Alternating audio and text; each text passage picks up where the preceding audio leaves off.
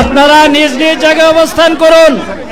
আমাদের স্বেচ্ছাসেবকগণ আছেন, সংশ্লিষ্ট বিভাগের দায়িত্বশীলরা আছেন, তারা প্রয়োজনীয় ব্যবস্থা নেবেন। কারো মাইকের সামনে আসার দরকার নেই। আল্লাহ যত সময় হায়াত দিচ্ছেন, আল্লাহ যত সময় হায়াত দিয়েছেন, তত সময় মানুষের জন্য লড়াই করবো ইনশাআল্লাহ। এ লড়াই বন্ধ হবে না। বাংলার মানুষের মুক্তি অর্জন হওয়া পর্যন্ত আমাদের লড়াই অব্যাহত থাকবে। বলছিলাম, জামাতে ইসলামী যদি আল্লাহর ইচ্ছা এবং জনগণের ভালোবাসায় বাংলাদেশের মানুষের সেবা করার সুযোগ পায়, তাহলে মালিক হবে না, সেবক হবে ইনশাআল্লাহ। আজ আমি ঘোষণা দিচ্ছি, লক্ষ জনতাকে সাথে নিয়ে বাংলাদেশ জামাতে ইসলামী থেকে যারা আগামীতে সংসদ সদস্য হিসাবে নির্বাচিত হবেন, আরে আপনারা কথা বন্ধ করেন, আপনারা কথা বন্ধ করেন, সবাই বসে পড়েন, সবাই বসেন, বসেন, কেউ দাঁড়াবেন না, সবাই বসেন। যদি আল্লাহর ইচ্ছায় জনগণের ভালোবাসায় বাংলাদেশ জামাতে ইসলামী থেকে সংসদ সদস্যরা নির্বাচিত হয়ে সরকার গঠন করেন, তাহলে কোনো এমপি, কোনো মন্ত্রী আগামীতে সরকার কিন্তু প্লট গ্রহণ করবে না। কোন এমপি এবং কোন মন্ত্রী ট্যাক্সবিহীন কোন গাড়ি চড়বে না। কোন এমপি এবং কোন মন্ত্রী তার নিজের হাতে কোনো টাকা চালাচালি করবে না।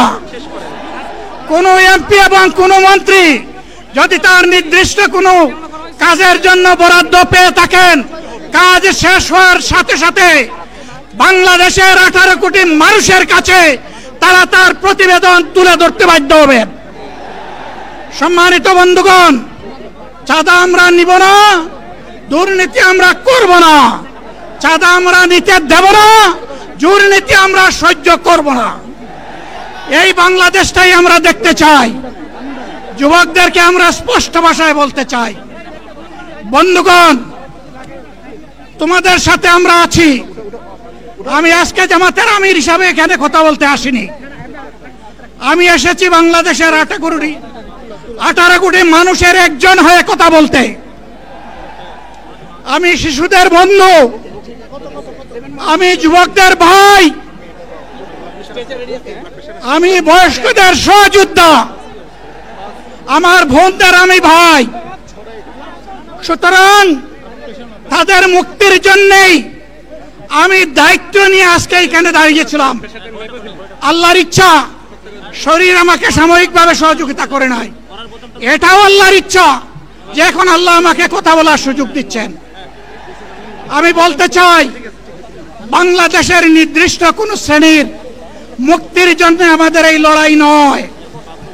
রাস্তার একজন পরিচ্ছন্নতা কর্মী, চা বাগানের একজন শ্রমিক,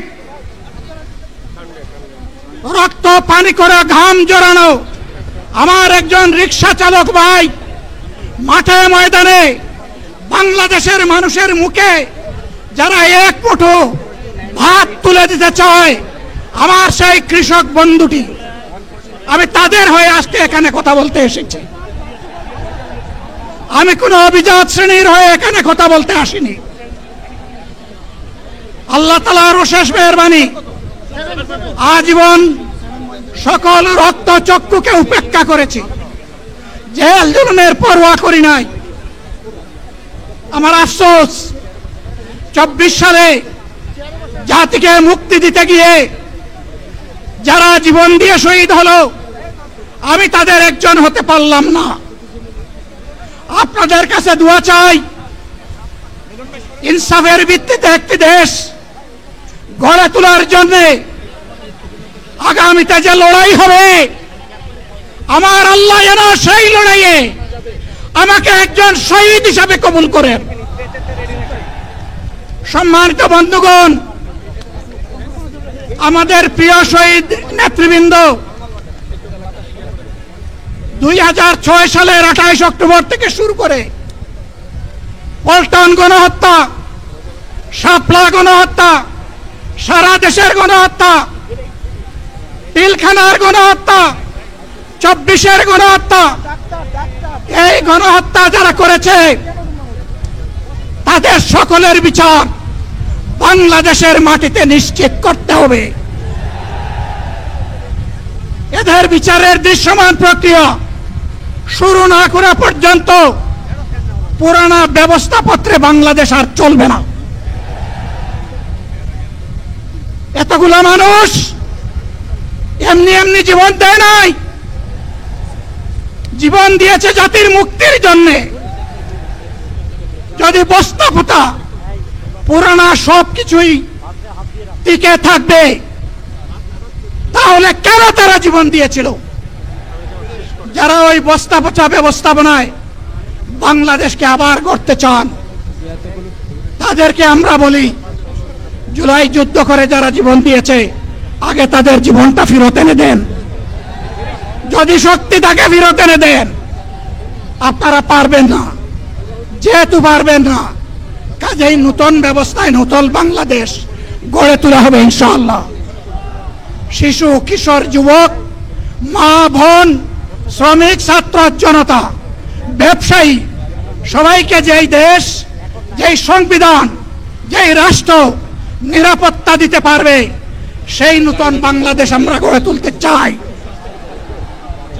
ভাইয়েরা, আমাকে সবাই চাপ দিচ্ছে, কেউ বলে ভাই শেষ করেন, কেউ বলে চাচা শেষ করেন। আমি তাদেরকে নিশ্চয়তা দিয়ে বলছি, আমার মৌত আমার আল্লাহ নির্ধারিত সময় থেকে 1 সেকেন্ড আগে হবে না, এবং হায়াত যা দিয়েছেন তার 1 সেকেন্ড আগেও আমি যাব না। অতএব মহান আল্লাহর কাছে আবারও তৌফিক চাই। আপনাদের কাছে যে কষ্ট হয়েছে, আপনারা, আমি তো এখানে শান্তিতে বসাচ্ছিলাম, আর চতুর্দিকে শুধু দৃষ্টি বুলাচ্ছিলাম। কি কষ্ট হচ্ছে আমার ভাইদের। প্রিয় ভাইরা, এই কষ্ট আল্লাহর জন্য। এই কষ্ট কার জন্য? ইনশাআল্লাহ আল্লাহ তাআলা আপনাদেরকে তার উপযুক্ত যাজা দুনিয়ায় দিবেন, আখিরাতে দিবেন। আপনাদের এই ত্যাগের বিনিময়ে নতুন বাংলাদেশ আমরা পেয়ে যাব। আসুন সেই নতুন বাংলাদেশের জন্য একবার স্লোগান দিয়ে শেষ করি, নারায়ে তাকবীর। আসসালামু আলাইকুম ওয়া রাহমাতুল্লাহ।